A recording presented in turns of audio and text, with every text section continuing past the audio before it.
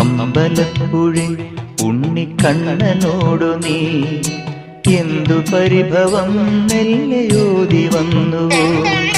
കൽവിളക്കുകൾ പാതി മിന്നി നിൽക്കവേ എന്തു നൽകുവാൻ എന്നെ കാത്തു നിന്നു നീ? തൃപ്രസാദവും മൗന ചുംബനങ്ങളും പങ്കുവയ്ക്കുവാനോടി വന്നതാണു ഞാൻ. രാഗചന്ദനം നിന്റെ നെറ്റിയിൽ തൊടാൻ ഗോപകന്യയായോടി വന്നതാണു ഞാൻ. അമ്പലപ്പുഴി ഉണ്ണിക്കണ്ണനോടു നീ എന്തു പരിഭവം മെല്ലയോ